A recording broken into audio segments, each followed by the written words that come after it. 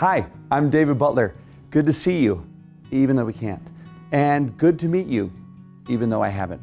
But this is kind of how all the seeing and meeting is going these days. If we ever do get to meet in real life, and please bless that happens, it might be here at the Institute of Religion. You've maybe never heard of an institute before and don't know what it is. I'm one of hundreds of teachers that teach young adults all over the world. Normally, these places are full of people. We are still up and running, but like everyone else, in a different kind of way. Hey! Oh, hold on, let me share my screen. Oh, hello. Call that a Corona chin. Different angle. Okay, no answers? That's fine. Okay, I think you're frozen. No? Okay, you're gone. You're gone. It's fine. We're done. I never want to do Zoom again. Well, there's some things I like. There is one thing I've learned through this whole online teaching fiasco, and it's that God is not held back or limited by any of this, by anything really.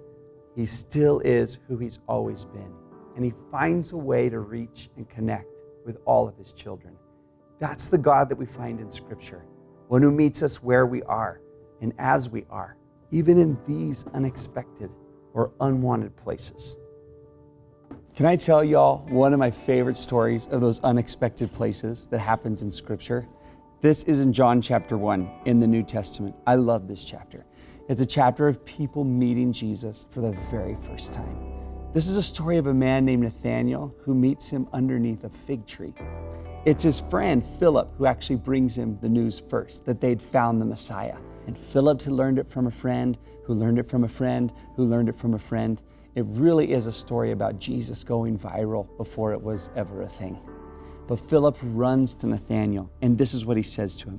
He said, "We found him, the Messiah, the one that Moses and the prophets and the law that we sung and prophesied about. He's here." He must have asked, "What's his name? Where's he from?" Because Philip says, "His name is Jesus of Nazareth, the son of Joseph."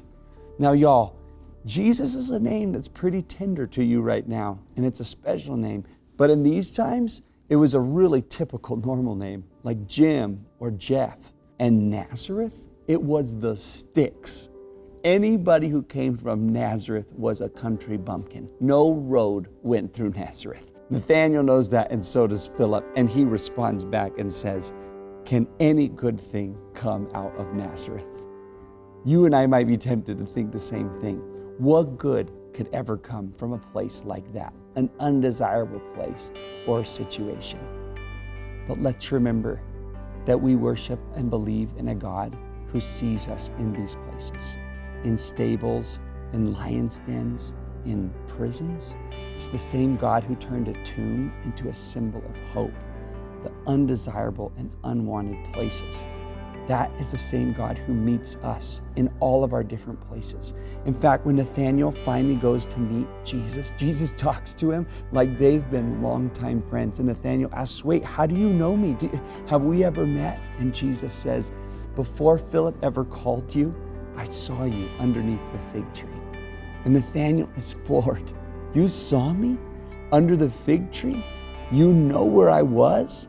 And Jesus says to him, "Oh, Nathanael, because I said I saw you under the fig tree, believest thou? Thou shalt see greater things than these."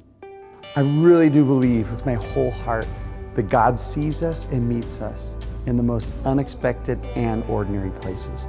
But in the fall, when things get back to normal, or hard in their new kind of way, we hope that some of those moments, fig tree moments, could happen here at Institute or seminary.